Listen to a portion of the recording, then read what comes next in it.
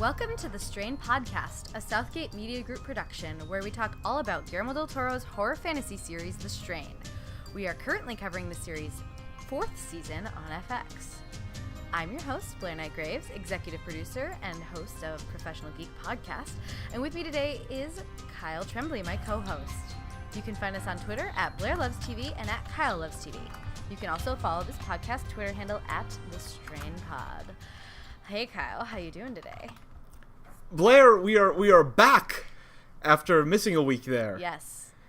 Did we miss a week? They all sort of run together for me, these Strain weeks.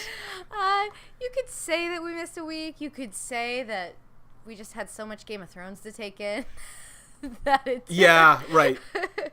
Well, now, I mean, I feel like every Sunday night I need like 2 additional nights to recover from Game of Thrones, and now...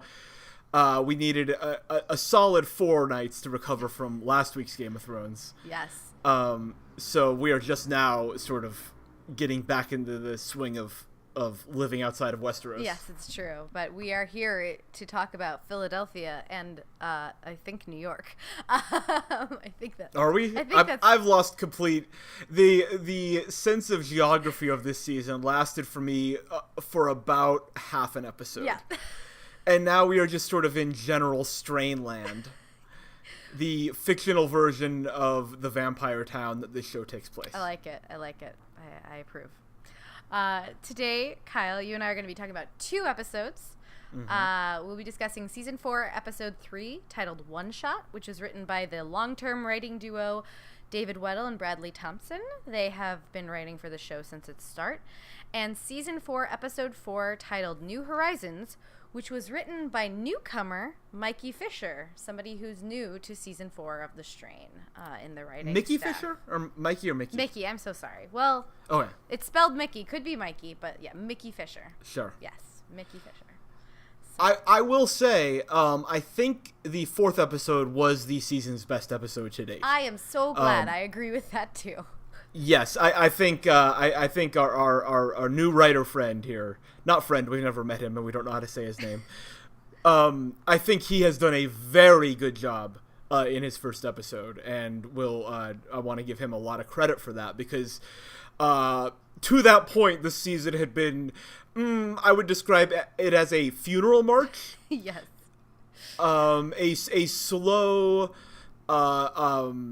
depressing waltz to the grave prior to episode 4. The episode 4, I would say, is the first time this season showed any signs of life. Yes, I would agree with that, and I would say that in large part that may have been because the episode started with Eichhorst doing Eichhorst things. It was good. Yeah. A good start.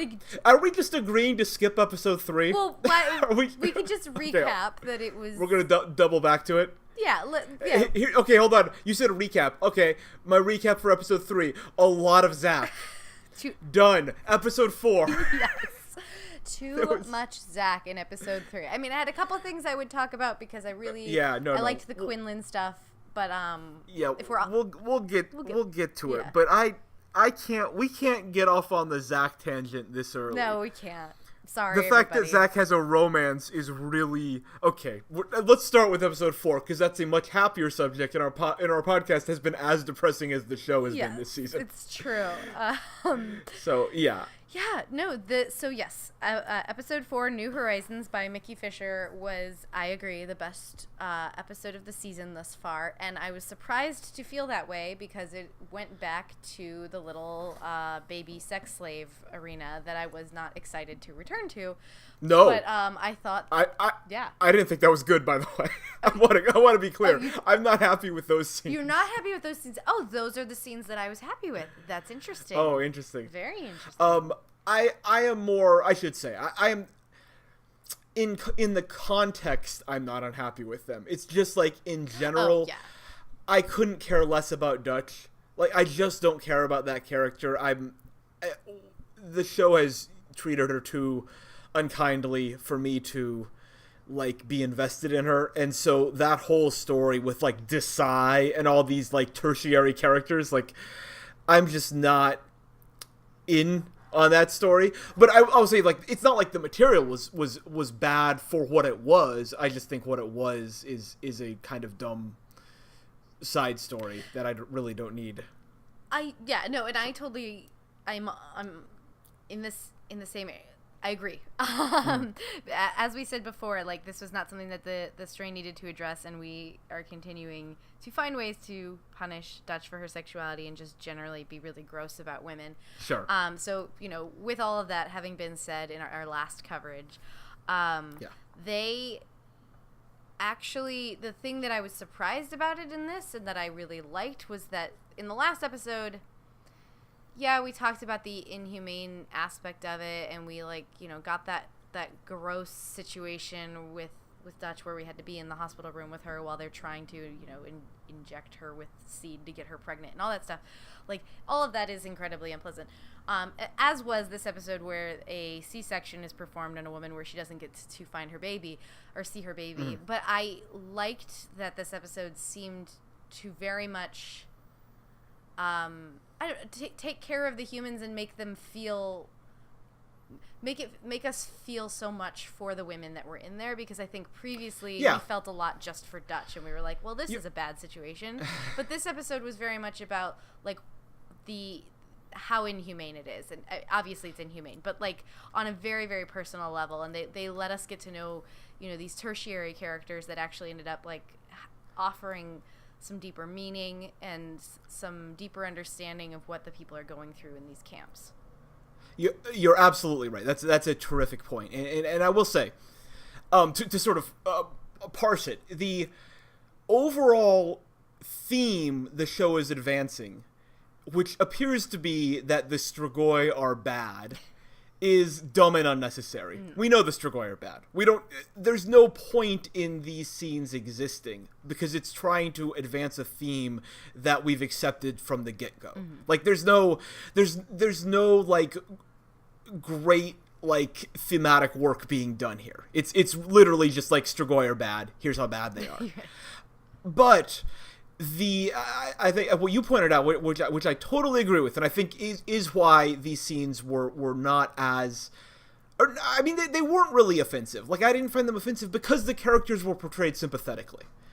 And that's what we were saying in the last episode, episode 2 was the problem, which is that the women in the clinic, hospital, whatever, were portrayed just as, like, props, basically. Like, they were all props in Dutch's story, and this is the story the show was telling. And here, the C-section scene, just the overall writing, I think, was so much better that it conveyed a sense of, like, the show being sympathetic towards these women that was completely absent when we met them. And I think that vibe, that sense, is what separates, like, shows who have the ability to deal with challenging content from those that don't. It's like whether you can get the tone of it right and properly express sympathy for the wronged parties, which is something the show didn't do in episode 2, and it did here. Right. Which is why I think I do agree with you. Like, the material wasn't, like, I wasn't bothered by the material the way that I was in episode 2. Right, and I think that was, in line with the point that we had made in our coverage of episode 2, was that it's not offensive on the face of it to discuss difficult topics or to address difficult topics. It is just the matter of care that you give. And so I think it course corrected at the hand of our dude Mickey Fisher. Our new White Knight in a show that really has been calling out for us to root for someone. We finally found who to root for. A writer who is writing his first and probably only episode for the show. Yes, on IMDb this is his only episode. His only episode. But it was a good one, so thank you, Mickey Fisher. It was a good one. Hey, thank you, Mickey Fisher. But you said you liked other parts of this episode. Do tell. Yeah, I mean, I'm trying to remember exactly what happened because these two blended together. But I will tell you, this episode had my favorite scene of the season so far. And in fact, I would say this episode had the only effective scene of the 4 episodes we've seen so far. I think that there have been what I would call neutral scenes, like the in episode 3, Fett and Quinlan raiding the missile silo, I would classify that as a neutral scene because it was executed as you would expect that scene to be executed. Everything went kind of like by the book. And it was like there was no fancy or interesting cinematography. There was no interesting writing. It was an action scene that had some action in it, and it was just like, well, that's what happened, and we're on to the next scene. And it wasn't offensive. It was fine. It wasn't bad. It's just like the strain to this point has been operating where like the best scenes are neutrally effective, and a lot of the scenes are lower than that. Right. That's all to say that I think the first truly good scene, the first and only so far truly good effective scene of the season was when F was talking to Alex, I believe her name is, and he actually brings up Zach, and he says what he should have been saying for 2 full seasons now, which is like expressing conflict over the fact that his son did the worst thing ever in human history. Right. And that it is mind-blowing that it took this long, not just because Zach set off the nuke, but like way before that, Zach was horrible. And F had never expressed any kind of misgivings about that. And I know, like, you know, people always say like, oh, parents will always love their children no matter what. It's like, yes, but that doesn't mean you can't reflect on who your children are. And F like has been like so just the show has almost taken it for granted that F's quest is always to get Zach back. Like that's been his quest for 3 seasons now, and there's very little like legwork done in establishing the motivation beyond Zach is his son and he wants to get his son back. Literally since the pilot, since before the apocalypse. This has literally been his only motivation in life. His only motivation, and Zach has been portrayed as the worst kid in the universe, this horrible monster child who everyone hates, and the show does absolutely no work to A, make Zach seem sympathetic, or B, give F any kind of complex emotion about Zach. It is simply, he is my son, I need to find him. That's F's motivation in every episode to this point. So to see F actually sit down and admit, like, Zach did a horrible thing, and I kind of sometimes wish he was dead, I felt like was the first step that character has taken in literally the full run of the show. That I would argue that is the first piece of character development that F has undergone this entire show. Is like, and not just like, I mean, previously his biggest character development was losing the wig. Like this is going like to Washington real, D.C. Yeah, right. Like there are plot developments. F has been involved in a lot of plot on this show, but in terms of actually fundamentally altering who the character was that was in the original spec script for the pilot versus who the character is now, I would argue that scene where he actually says he wishes Zach was dead sometimes is the first thing that F would have said now that he wouldn't have said in the pilot. Like on an emotional level. Like that is, to me, like that is the first actual true character growth F has had. And I thought that was a very good scene, and in fact the only like really good scene of the season so far. That's, you know what? Bravo. You said that as eloquently as anybody possibly could, and that's true. I mean, I didn't think of it that way. I thought, wow, I had the moment where I thought what you're thinking, where, wow, he's actually admitting that, like, there might be something wrong with his kid. And that was very, very surprising. But it didn't occur to me until this moment. You're so on point that this is the first actual character development that we've had for F. What do we know? He's always been an alcoholic. That's why his marriage failed. What do we know? Yeah. He loves his kid. He's always wanted to have his access to his kid. What do we know? He had to fight his wife for that kid in life and in death. And that's and that he's a little bit loose with the women. Those are all the things that we know about him, and none of those things have ever once changed. No, I mean, as late as the finale of last season, he was getting with Dutch. And he was drinking, and it's like he's trying to stop drinking now, which is a plot that's already occurred on this show. Like Like, this is the character. That's what I was worried you were going to bring up, the fact that they were showing him be sober. I was going to be like, well... yeah, no, I mean, that's... yeah, no, that's always struggling with alcoholism. Like, that would have literally been something in his character bio before the first episode started filming. Right. He struggles with alcoholism. Like, that is an ongoing thing that has never changed. He has ups and downs, obviously. It's like, loves his son, like you said. Like, all these, like kind of a womanizer. You know, like that is... Like, these things are things that on the character sheet would have been written. And the first, like, I cannot think, and I mean, this is true for all the characters, honestly. Like characters on the strain don't really grow. It's almost like The Simpsons in that way. It's like 20 years and none of the characters are different. Oh, like some of them regress. They go the opposite direction. Yeah, right. But it's like always driven by plot. Like it's, the strain has very little in terms of, like, character arcs. There are plot arcs, but in terms of, like, characters actually, like, realizing, like Gus is now, I don't understand what's going on with Gus now. Or he's like, he's running with the gang? What's he doing? Have literally zero handle on what has happened to Gus's character this entire season.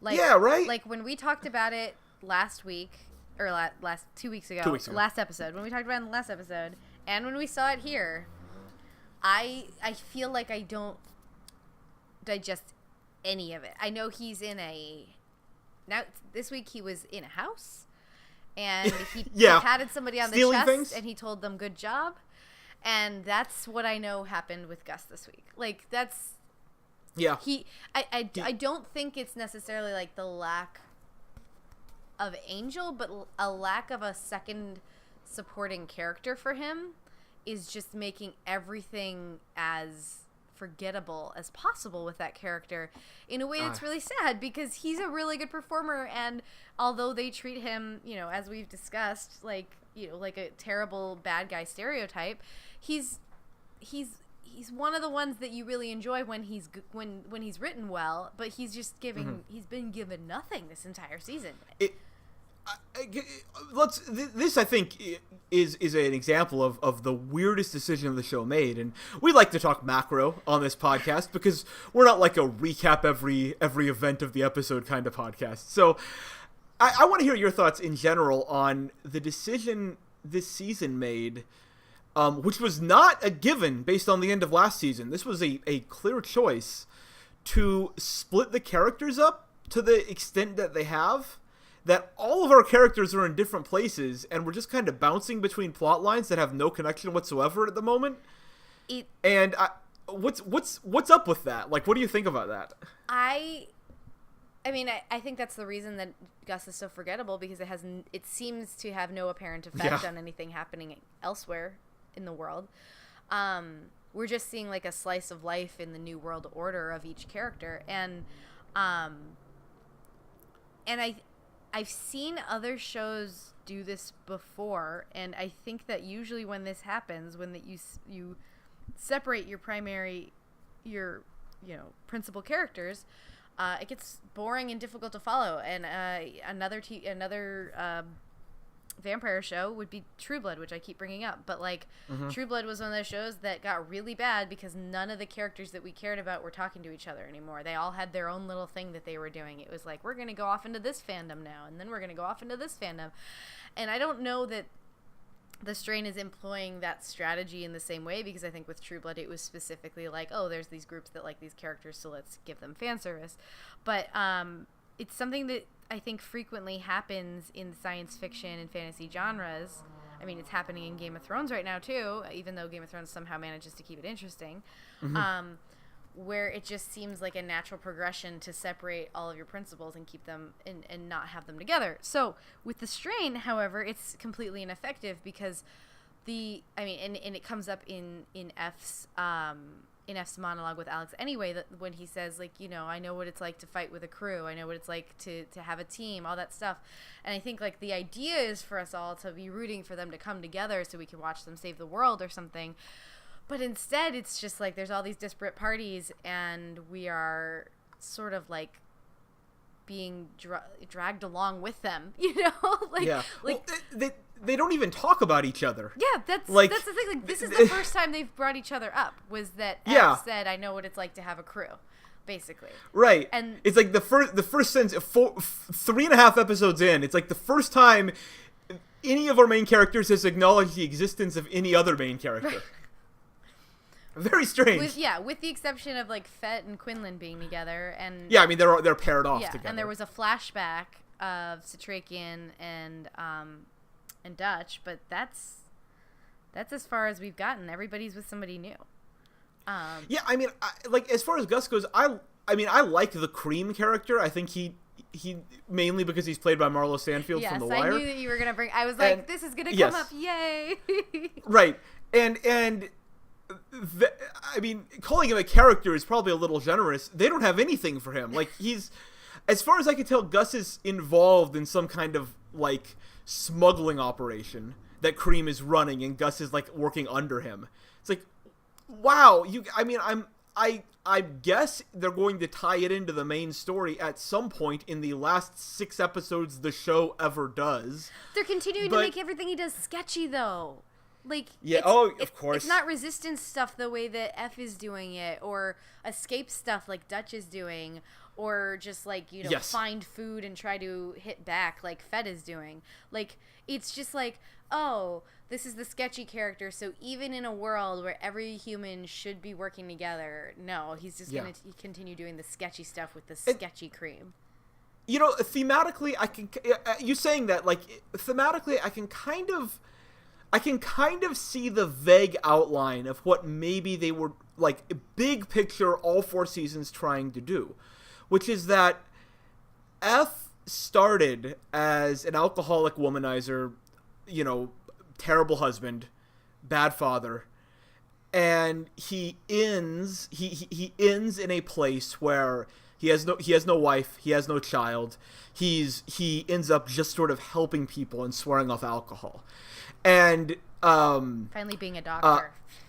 He's finally being a doctor and putting his skills to practical use and like being useful for once. And who's another character like Dutch, this character who's been portrayed as loose, let's say, and like loose morals. She started as a hacker and she had a rocky relationship with her girlfriend, and she sleeps with every character she meets and all of that, and ending up in this horrible breeding facility being a hero and rescuing women who are being victimized in that way. It's like I can see like big picture character arcs in that way, right? It's like Fett, this someone who worked a completely menial job and was generally like an afterthought and looked down upon, becoming the Jean-Claude Van Damme, Nicolas Cage action hero of the show. Right. But then you get to Gus, who began as a gangster who was helping the Strigoi, and who you would like to think the natural spot for him to end would be doing some kind of humanitarian work and like leading a resistance, but no, he's still doing the gangster stuff. Right.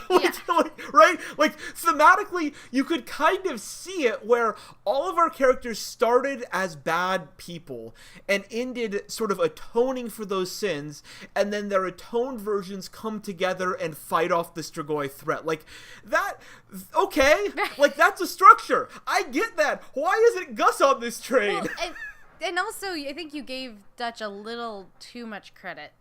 Well, I'm really stretching it. Okay, Yeah. Work with me here. She's trying to get herself out of the facility. Yeah, no, you're right. She comforted a woman because her life was threatened if she didn't. I'm saying that like if I squint, I can see it. Yeah, the show obviously, I guarantee you, the show did not think of this. Yeah. I'm just saying like. I think a more competent, a show with more competent leadership that had a clearer vision of what it wanted to be, those would be the character arcs. Every character starts in New York as the kind of person you would be like, yeah, that person's got their life together, but if you look closer, it's a complete mess and they're all like bad people in some way. Like, in some way, you know, and maybe not so much for Fett, but, you know, That's you just could... a lonely guy. Yeah, they could have done some work on that, like that he's lonely and closed off and unhappy, like maybe miserable people, not bad people, but miserable people. Mm-hmm. They're all miserable, and they all end in a place where they've kind of atoned, and like that's a story, you know, like that's the kind of arc that could have sustained 4 seasons. This sort of arc of atonement for all of our characters, where the apocalypse is the kind of turning point, and then this slow start to the season would have made sense as we sort of establish who they've become, and then they all come together and they stop the apocalypse together. Like, it's cheesy, but that's a story. Like, that's a story you could tell on television. That's a story that makes sense. But as you point out, like, that isn't really what they've done with Dutch. That's definitely not what they're even trying to do with Gus. Like, it's not... They don't have it. They don't have it, but they could have had it. Like if they had thought of it a little bit more from the start, they could have had it. Like, it wasn't unattainable to get to a point where the story would be coherent and the character arcs would make sense. They could have had it, and they had some source material that maybe goes that way a little bit. I know you haven't read the final book. I haven't, but I'm telling you, like this is the arc of the story as I can see that outline, and it wouldn't surprise me at all if the book goes in that direction a little more. Yeah, like, not fully, but, you know, a little more. Yeah. A little more. I mean, as we know, Dutch doesn't exist in the book. But sure, but that's the arc this is crying out for, right? Yeah. Like this arc where it takes the apocalypse to realize what kind of person you were and to make substantive changes. Like, that's, yeah, that works. But apocalypse shows are never about that, right? Like, forgive me if I'm wrong. Like, The Walking Dead doesn't ever do that either. Well, no, The Walking Dead is. And God bless The Walking Dead for never changing its theme over the course of 25 seasons or however many there are. But The Walking Dead is always about how humans are more dangerous than zombies. Yeah. That's been the theme since episode 1, and it hasn't changed. But yes, no, I think you're right. That would have been the natural progression, and I think that there are shows with difficult subject matter that have been able to accomplish that in the past, and this is not one of them. Well, you just have a character arc, right? Like, that's... character arc. Yeah, is something that shows do. Yeah, it is something that shows do. But I'm saying, like, within the sci-fi and fantasy genre, it is not. Like, it is either the best version of it or non-existent. Like, yeah. And I guess what I'm saying is, like, there's the pieces were in place for that. Right. Like, even the early seasons did enough legwork to where this season could have salvaged it. Like, if they had thought of this between seasons 3 and 4, they could have very easily pulled it off. And it's just not going in that direction. No, it is not. It's all about getting to the final... It's the final countdown. What are we... I know you've read the books, and so I guess you know what we're building towards. No. For the life of me, I cannot figure out what we're building towards. What we're building... The third book is so astronomically different than the fourth season has been so far. Oh. I have absolutely... there's no way for me to talk about it without spoilers. But, like... Yeah, I know. It is... I mean, we talked about this in our recap last time, but Nora doesn't die in the second book at the third rail. She doesn't die. She doesn't get bitten or whatever, sucked on by Kelly. But do you think they're just going to give her story to Dutch? No. No. Okay. No. Absolutely not. Like, okay. the amount that the story is so dramatically changed just by the existence of Nora remaining in the books, is something that is huge, I will say, because it gives F a natural partner. Like, they continue on to be, like, you know, off into the world together, and in the show everybody is very, very separate.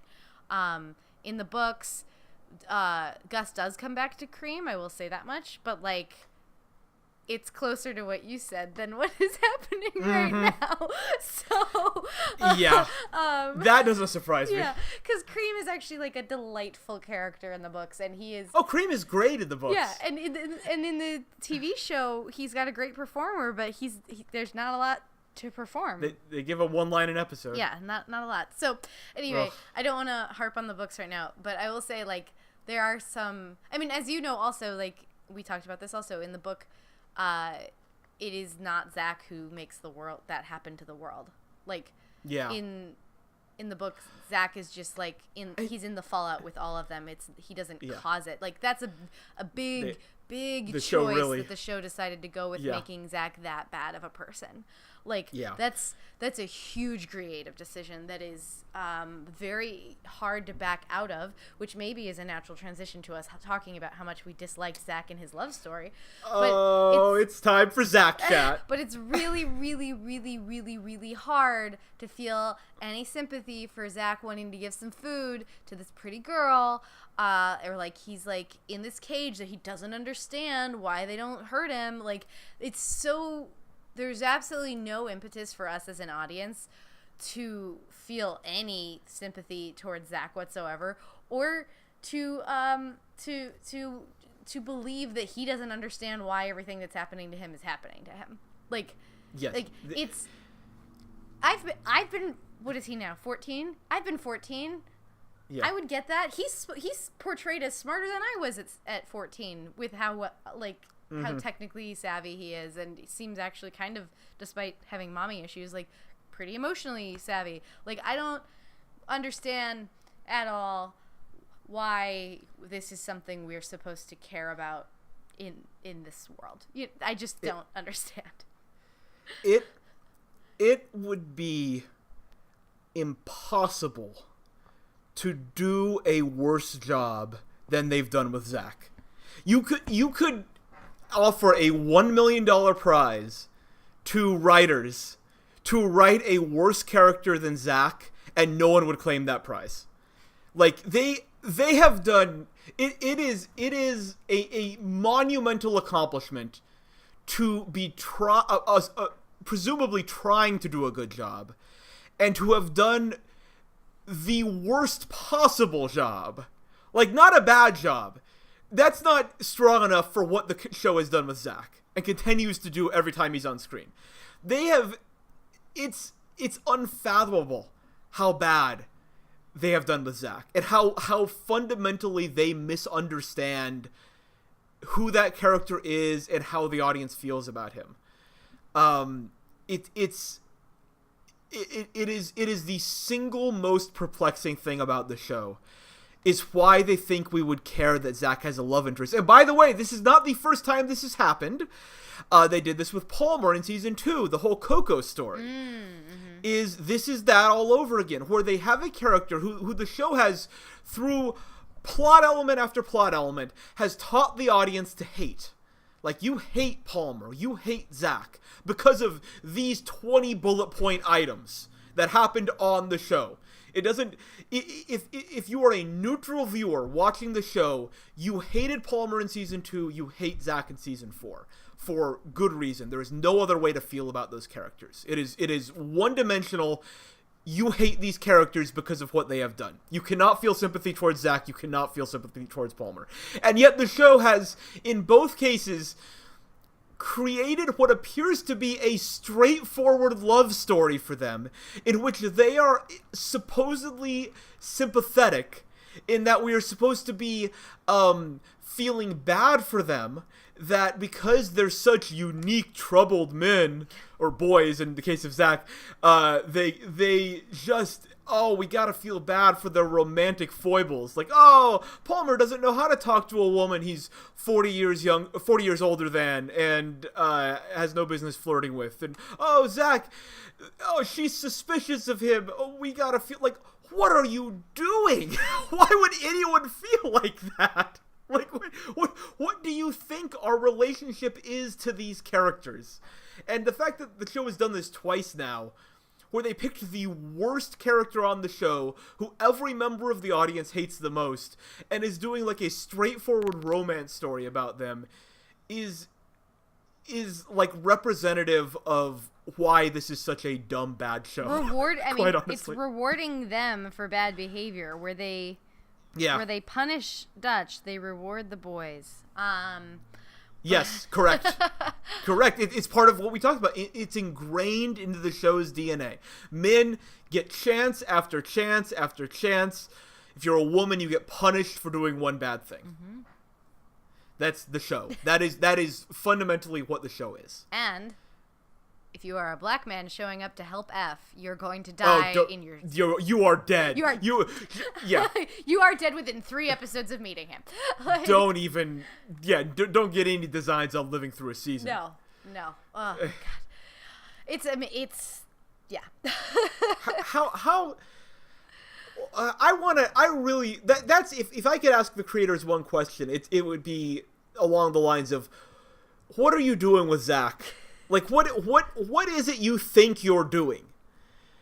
It just, I really, like, yeah. What would make me, like, if they wanted to turn me on Zach, like, try to make him a little bit sympathetic, it would be pretty much impossible after what they've already done to the character. But, like, that, the maid should have been horrified by him right off the bat, and when he chased her down, she should have slapped him, and she should have never appeared on the show again. And it's like, Zach should be a complete pariah who gets no human contact whatsoever, and he should be treated like a captive, which he is, and like not a prince. And he should, not a little prince, not a little vampire prince, and they should find a way to allow him to express regret, and give him a moment like F had where he wishes Zach was dead. Give Zach a moment to wish Zach was dead, and maybe that would start a sort of redemption arc for him. Yeah, and I say what I'm about to say. I say with a grain of salt and with like not nearly as bad as, because we're talking about a 14-year-old here. Yeah. But like he should have gotten a Theon Greyjoy treatment, like not to that extent. Yeah, but not the actual Theon Greyjoy treatment via Game of Thrones, but like in terms of you've been a real butthead, and now you're gonna see what happens to you for being a butthead, and you're gonna have to redeem yourself because of it. And they were not. I mean, instead he's a little prince. All the Strigoi just like let him be. He's got complete control over all of them. And he seems to not understand what's going on, which I think is the thing that's probably like the most offensive. That like he doesn't understand that he's very clearly either being prepped to be the next body of the master, or like what else? Like, right? There's nothing else. He's getting... I mean, that's all there is. He's getting the white all the time, and... Yeah, clearly. Yeah, and he's like... That's what's happening. Yeah, and he's growing up to be, like, a big, strong man, and he can take over his body. But, like... Yeah. you know, the first 2 books that I read, have this ongoing thing. I think it's Fett's diary, or like blog entries or something, where like there are certain chapters where it's just Fett writing in first person, like a diary entry. I love those. Those are great. And I was thinking, like, that would have been a good device for Zach this year, because he doesn't have anyone to talk to. Instead of inventing this maid character and giving him a romance, have him be truly isolated and allow us to see what he's thinking, because through that he could express regret in a way that he just doesn't have another character he can do that with. Mm-hmm. And so instead of giving him a romance, making him live in this solitary confinement, basically, and just giving us occasional updates on what he's thinking about what he's done. I think that could have been effective for that character, because what we're so sorely missing with Zach is any sense that he understands how terrible he is, or like that he destroyed the world. Yeah, that what he's done is bad, that he's terrible. Yeah, there's none of that whatsoever. Yeah, like he's like, I don't know why they keep me here. Like, yeah, it's because you did them a huge favor. Like, yeah, right. It's like it's what does he hasn't even mentioned once how he blew everything up. Like, why hasn't the character talked about that? You know, like it's just to not have any kind of reckoning for a character who wins the war for the bad guys out of spite for his father. Like, it's just bad. I mean, it's just bad. And then they've done a bad job. And they're also not portraying him as like a pure sociopath. That's the other part. No. Like, yeah, well, they refuse to give in and just make him a villain, which is what I've been saying for 2 seasons they should do. Right. Yes. Just let him lean into it and be the evil kid.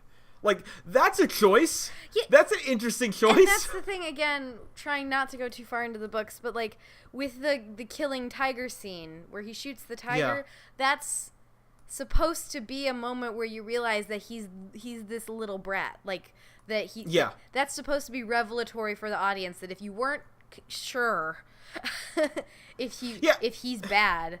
He doesn't kill the thing out of self-defense in the books. He kills the thing because he wants to say that he killed this majestic beast. Like, they make him bad. Like, and I'm sorry to add that spoiler, but, like... No, that source material is there, and he doesn't even blow up the world in the books. Like... yeah. That's crazy. Yeah, like, he doesn't blow up the world in the books, and he's also a little monster, and it's okay for you to feel that, like... resentment toward him for being a little monster because he's doing little monstrous things. And in the TV show, he does this giant monstrous thing, and then he just goes back to acting like a dumb teenager. The show is still trying to portray him as the clueless teenager. Yeah. It's really like it's truly the worst thing the Strain has done is how they've handled that character. It's really, really, really bad. Like, it is as bad as TV gets. Yeah. Like, that is as bad as job as you can do, is what they've done with the Zack character. And we talk about it every time he's on screen because he ruins every episode he's in. Yeah. And it's not the actor. Again, not the actor. It's the character. Yep. Cannot stress that enough. So, one more thing on, like, the big picture stuff.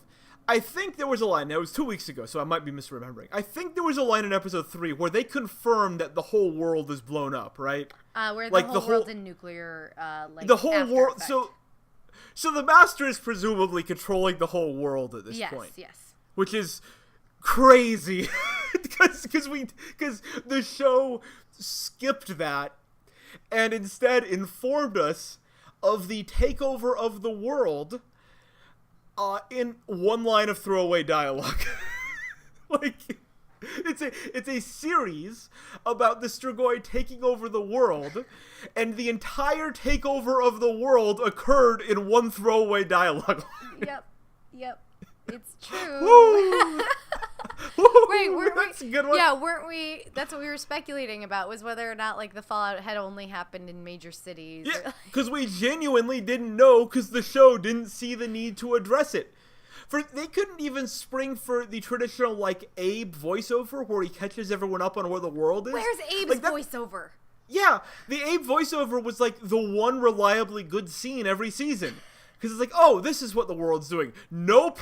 No sense whatsoever until a throwaway line in episode 3 that, oh, the Master has taken over the world. How did he do it? I think they said something about nukes dropping everywhere. Yeah. Great. Yeah, they did it to the effect of what happens in the books, which is, a bunch of bombs go off at once.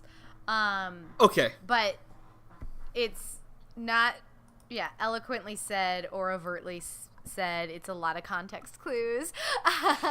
Well, here's another thing. Let me try another one on you now. Okay, so given that the Master has taken over the world, presumably then there are thousands upon thousands of Strigoi in every city around the world running things as they are in New York. Does that make sense? And Philadelphia, yeah. And Philadelphia, right? We've seen 2 cities. They're both under this totalitarian control where, like, there is, like, a police state with Strigoi as the police, right? Like, can we presume that every city in the world is functioning like this? Yes. So what's the significance of F killing 2,000 by poisoning the blood? Like, what are they accomplishing if they've taken over the world? Like, this is my thing. It's like, they throw out that, like, 2,000 number, like in episode 2 is like, oh, we could kill thousands. It's like, well, what are thousands? Like, what percentage of the population are Strigoi right now? And is 2,000, like how does killing 2,000 Strigoi change the Master's tactical operation? Like, what is that? You know, like what does that do? What's the utility of that? I don't have any context, because if he's taken over the world, there have to be 50 million Strigoi, 100 million Strigoi, like, to hold the world. There have to be at least 10 million, and I would guess closer to 100 to 150 million Strigoi. It's like 2,000. Like, what is this? Is this threatening in some way? Like, what is, like. Why did we spend like 30 minutes of screen time over the course of 2 episodes on that? And why is the Master so upset about it? Like, these are all like mindless husks that he controls anyway. What is why does that matter? It goes back into that scale problem that we were talking about in our first episode of the season, that I think also was another point that you had brought up, which is that, like, if this is a full world operation, now confirmed, why does he have 1 lieutenant? Like, what? Yeah. What? It's the Master and Eichhorst. So why? It's a huge scale problem where, like, none of the pieces are really talking to each other, right? Like, 2,000. They're killing 2,000 of his soldiers. Oh my God, that's so bad. In a city where he has 5 million. Right. But who's the lieutenant in Philadelphia? It can't be Eichhorst in control of millions of vampires. Like, it's established that they don't always think really well for themselves. So there have to be, and we talked about, like, there have to be these structures. There have to be other lieutenants. There have to be sergeants, or whatever you want to call them. Like, he has to use his Nazi know-how to be able to have other, because it's certain, like, Eichhorst himself didn't, run all of the concentration camps in the World War II. He also cannot, in a much larger span of space, control if the entire country is basically a concentration camp. Right. Like, right. And so there's no sense of scale at all. No. Across the board. And we established that bullets kill them. They can just be shot to death. Which is so lame. Which is a thing. It's like, someone might say, oh, there are way fewer Strigoi than that. Only maybe a few thousand in each city. Well, if that's the case, how are they holding major cities in which the Master is not present? How are they holding London right now?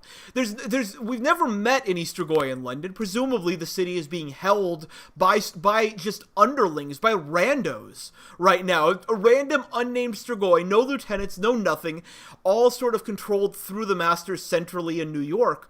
It's like, well, like, London has, like Britain has an army. They have a navy. Like, Strigoi die from bullets. So either a huge percentage of the population has been converted, or there are tons. There's like a real organization there on the ground that can suppress riots and terrorist action from the humans. It's like, how does any of that work? Like, this is a show that's about vampires taking over the world, and we have absolutely no sense of how the vampires took over the world. We know how they took over New York. We have a great sense of how they took over New York. How did they take over the world? Yeah, I can think of a lot of places that have great militaries, and I would love to hear how did they take over Israel? That would be how are they holding those states, right? If dumb old F can kill 2,000. Like, how many do there have to be for them to hold a place that the Master and Eichhorst aren't present in? And how incompetent is all of humanity? Right. Yeah, all governments. Like, because if it's only a few thousand or whatever, you could, without the Master's presence, like, they could just stage a revolution and take back the city, So my only conclusion is that there are a whole bunch of Strigoi. Like, a lot of a significant percentage of the population has been converted, and if that's the case, then killing 2,000 doesn't matter. Like, the terrorist action doesn't matter. Like, there are so many of them, and if that's the case, then why is this breeding cell with like 9 women significant at all? If there are millions upon millions of Strigoi, what does that matter? Like none of this makes sense. Can we also talk? Sorry, like the fact that they brought that brand new little baby up into like the feeder system of how they're draining people's blood. Like, don't tell me that they're not going to grow that baby like a plant. Like, are they gonna? Of course. Like, no, because I think what was insinuated was they were just gonna go empty it of its blood. Oh, that's terrible. Because that's what it like. That makes no sense whatsoever. Because at the very last 2 minutes of episode 4, she walks up. Dutch walks up and she sees the terrible plant moving around her of like how they're sucking everybody's blood out with these machines that we were introduced to last season, and one of the and she's surrounded by vampires, and one of the vampires near her is holding the baby in the blood draining section, which to me insinuates that they are spending 9 months to get like a pint. Like, that doesn't. Sorry. That's crazy. If that is what's happening, that is wild. Right? Because obviously what they would be doing in any competent story would be raising the child and just taking blood as the child grows and treating it as like a replenishable fuel system. Exactly. And if you had enough children like that, then okay. Like that seems like a sustainable strategy where they create these farms where children are raised from birth to death just to give blood. Like that, okay, that's horrifying, but that seems like something the vampires would do. Mm-hmm. But yeah, if they're just killing the kid right off the bat, that's ludicrous. Yeah. Just in terms of scale stuff and all that stuff, like they kept talking about like, oh, we've been waiting 9 months for this product and all that stuff. And they're like, oh, we can't tell her what we're going to do to the baby afterward. And it just like blew my mind because of course they're not breeding them to have their children. Like, just full circle. I just don't understand. I agree with you. I don't understand the infrastructure and that lack of defined infrastructure leaves too many questions, too many plot holes, and too much to I don't know. Imagine is the wrong word, but like too many different definitions to be offered. Like any viewer might have a different truth, and that's a problem. Right? Your story should have facts. And the fact that there's this disseminated information, this like group, this military group essentially that has taken over the world, and that your viewership probably all has a different opinion on the scale of which and how impressive it is. That's a problem. That's a huge problem. It's been a problem since very early in the first season. Yes. That the show, I mean, we've talked about it on the podcast. You can go back and listen to those first few episodes. We're talking about the problematic nature of the show dealing with the scope of the world. And this is where it really, really hurts. When it actually becomes a worldwide thing where the state of the world has changed and the show is just utterly unequipped to deal with it. Mm-hmm.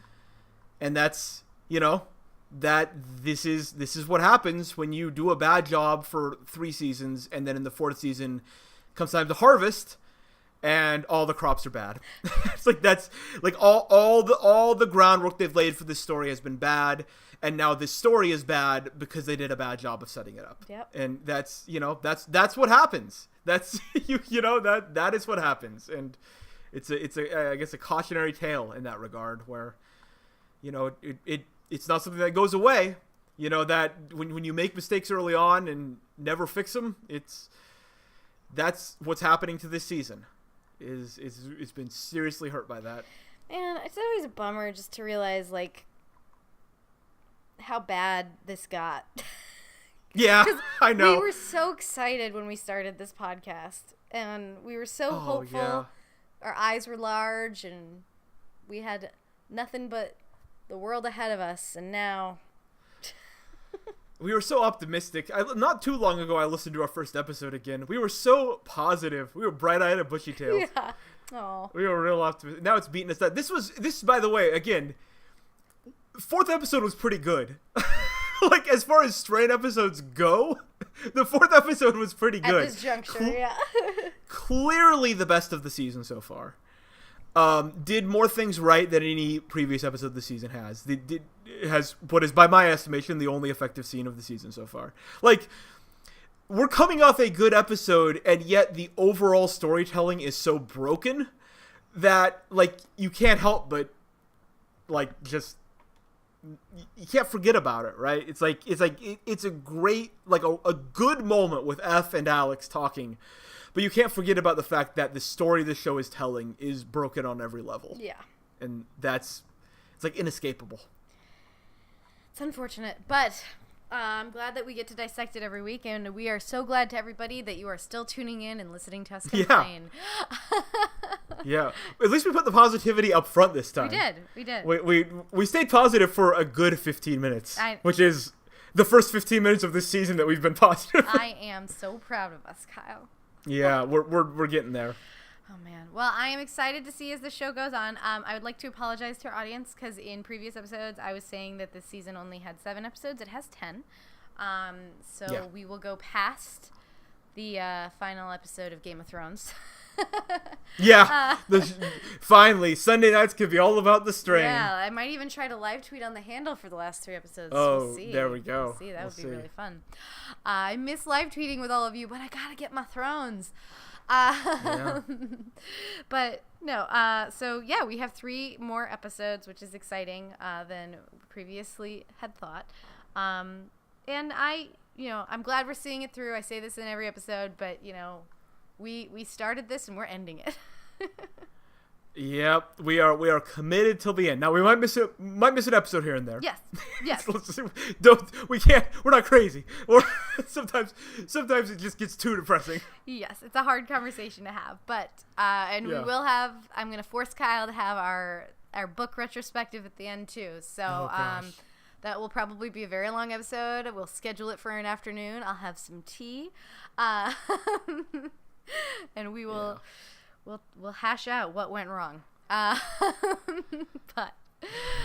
until then, we have episode 5 next week. We are almost halfway through the season, the final season of The Strain.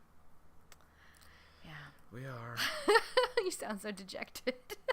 I know. Well, I was hoping there were 7 episodes. I know. I'm so sorry. Finding out there are 10 is a little tough. We can do it. Yeah, we can do it. We're committed. We've 6 more episodes to watch total, and then 1 extra episode to record with the book. So, we're closing in. It's the final countdown, as I started to poorly sing earlier. Yeah. Well, this wraps up.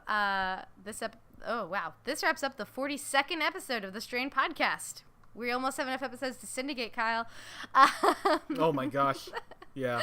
Before we go, I want to mention a few things. You can download and subscribe to our podcasts on iTunes, Stitcher, and SoundCloud. Oops. I'm going to edit that. Can you? Yeah, SoundCloud's going out of business tonight. Oh, not SoundCloud anymore. Yeah, well, thank you to everybody who listened to us on SoundCloud. You can't find us on SoundCloud. I'm not going to edit that out. So. No, R.I.P. SoundCloud listeners. Yeah, I'm leaving that in there. So sorry. But you can download and subscribe to our podcast on iTunes, Stitcher. You can also hear all of our podcasts at our website, southgatemediagroup.com. Please subscribe to the show and also rate us. Follow the show on Twitter @TheStrainPod, and Kyle and I @KyleLovesTV and @BlairLovesTV. And remember, both Kyle and Blair have an E at the end. Send us fan mail @thestrainpodcast@gmail.com, and we might read your thoughts on the show, or feel free to tweet us. Thanks again for tuning in, and we'll see you next time.